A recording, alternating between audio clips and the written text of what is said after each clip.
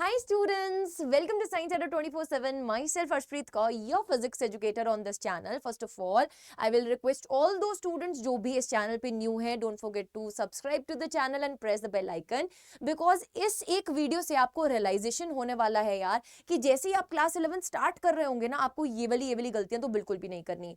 And mark my words यार, ये वो मिस्टेक्स हैं जो हर बच्चा करता है जो 10वीं से 11वीं में आ रहा होता है.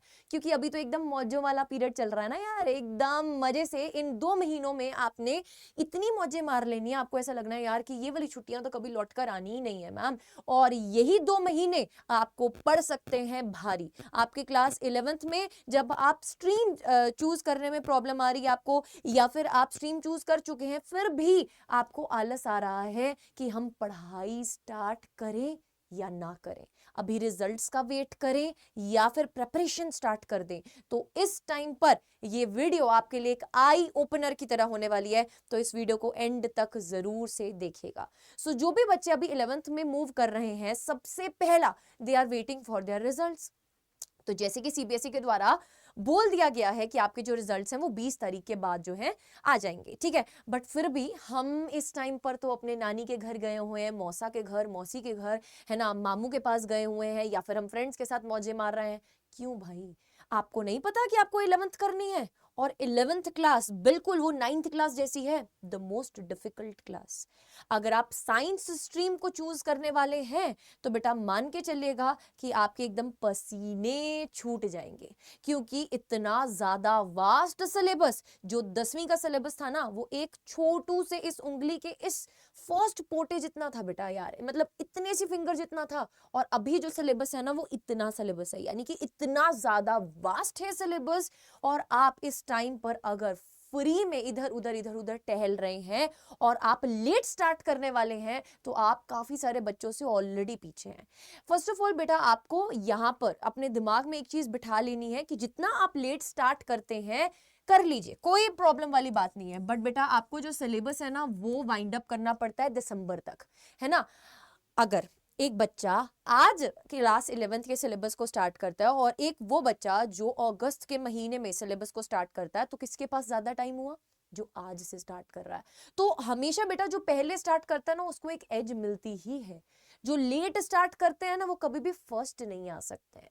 पास जरूर हो जाएंगे, 12वीं में जरूर पहुंच जाएंगे, बट फर्स्ट वही आएगा बेटा खेल में जो पहले स्टार्ट किया है. सो आपको अभी अपना टाइम वेस्ट नहीं करना है, रिजल्ट आता रहेगा. आपको सिर्फ और सिर्फ बेटा एक ही चीज का ध्यान रखना है कि this is the right time, you have to take the decisions कि कौन सी स्ट्रीम में जाना है. अगर आपको स्ट्रीम सिलेक्शन में भी कोई प्रॉब्लम आ रही है तो आप वीडियो सेक्शन में, इस वीडियो के कमेंट सेक्शन में जाके कमेंट कीजिए और मेक श्योर दैट बेटा you are writing your doubts, your queries. I will be surely making a video on it, ठीक है.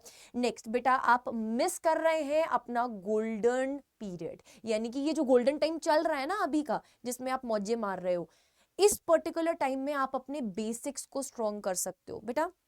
You must have heard about differentiation, integration. अगर आप साइंस स्टूडेंट हैं, है ना, ऐसे बड़े बड़े टर्म्स, ग्राफ्स, है ना, कुछ मैथमेटिक्स के इंपॉर्टेंट फॉर्मूलाज, ये सब चीज़ें जो होती हैं ये आपके ब्रिज टाइप बिहेव करती हैं. जब आप 10th to 11th मूव करते हैं तो कुछ ऐसे टॉपिक्स होते हैं जो आपको पहले पढ़ने को बोला जाता है. इवन कि टीचर्स भी पहले वही टॉपिक्स पढ़ाते हैं ताकि आपको 11th का सिलेबस ना इजी गोइंग लग सके.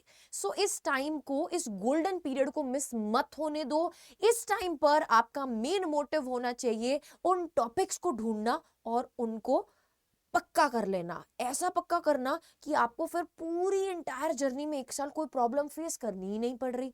मैम ये कहां से करें? ये इसी चैनल पे होगा. So don't forget to hit the bell icon of this channel. Subscribe करोगे, नोटिफिकेशन ऑन नहीं करोगे तो नोटिफिकेशन मिलेगी ही नहीं वीडियोस की. तो नोटिफिकेशन जरूर से ऑन करना. और बेटा यहाँ पर अपने आप को कभी भी अकेला नहीं समझना. आपकी physics Kaur ma'am, I am known by the name of physics Kaur. मैं आपको फिजिक्स पढ़ाने वाली हूँ एंटायरली. अब आपके आगे वाली जर्नी में मैम आपको फिजिक्स पढ़ाने वाली है.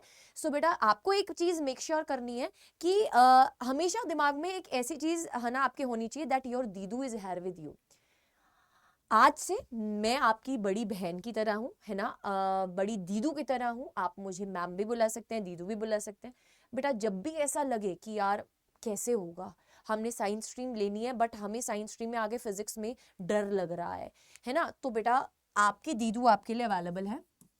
आप मुझे मेल कर सकते हैं on my email ID arshpreet.singh@adda247.com, ठीक है।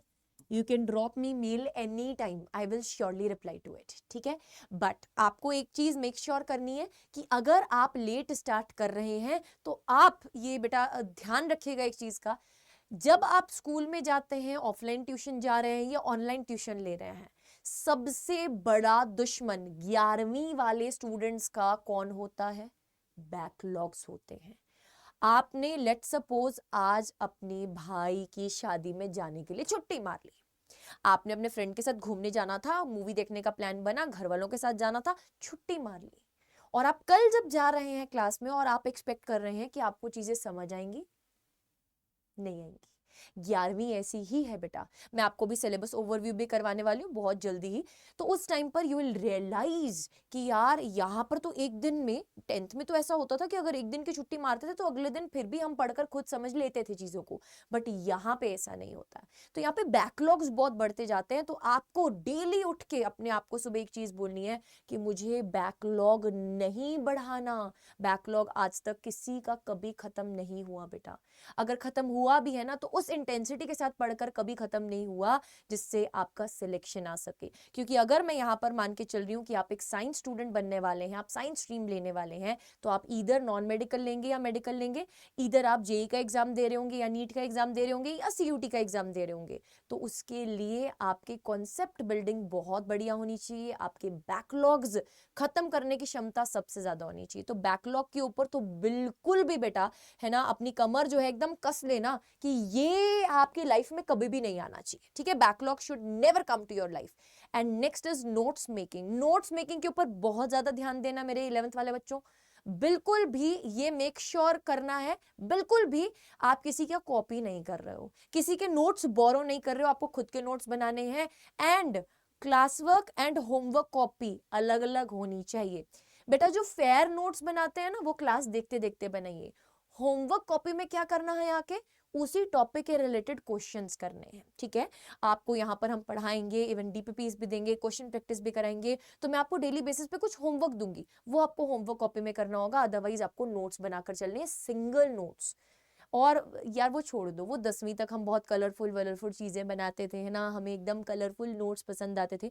वैसा सब कुछ करने की जरूरत नहीं है। सिंपल 2 पेन्स लो अपने पास, एक ब्लू और एक ब्लैक, नॉर्मल नोट्स बनाने हैं। ज्यादा बेटा इतना तामझाम नहीं करना है। नोट्स में लिखा क्या है 11वीं कक्षा से वो मैटर करता है बेटा, नोट्स लिखे कैसे हैं वो मैटर नहीं करता।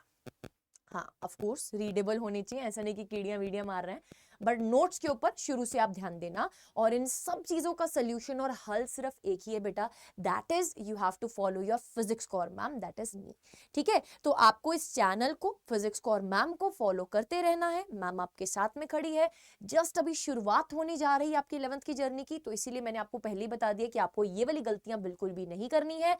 इसके अलावा बेटा आपको मेक श्योर करना है कि आप हमारे इस चैनल को जरूर से सब्सक्राइब करके रख रहे हैं, बेल आइकन को प्रेस कर रहे हैं। और जिन बच्चों ने अभी पढ़ाई शुरू कर दी है वो यहां पर जाके बेटा सर्च कर सकते हैं अर्शप्रीत ARSHPREET क्लास 11th। जैसे ही आप अर्शप्रीत क्लास 11th लिखेंगे, मेरा जो रियल नेम है दैट इज अर्शप्रीत, आप क्लास 11th लिखेंगे आपको ये सारी वीडियोस मिल जाएंगी, ठीक है। You will be getting all the playlist of class 11th। बेटा सिलेबस बिल्कुल सेम है, इसमें मैंने बहुत बढ़िया तरीके से डिटेल्ड में यूनिट्स एंड मेजरमेंट चैप्टर पढ़ा रखा है, आप उसके साथ स्टार्ट कर सकते हैं, that is your first chapter. आपको कुछ भी डाउट्स आते हैं, मैंने email ID ऑलरेडी आपको दे दी हुई है। बाकी कीप ऑन फॉलोइंग, आपके लिए बहुत जल्दी बहुत बढ़िया बढ़िया वीडियोस बनती जाएंगी। आप भी अपने सजेशंस कमेंट बॉक्स में इस वीडियो के दे सकते हैं। And wish you good luck, stay tuned.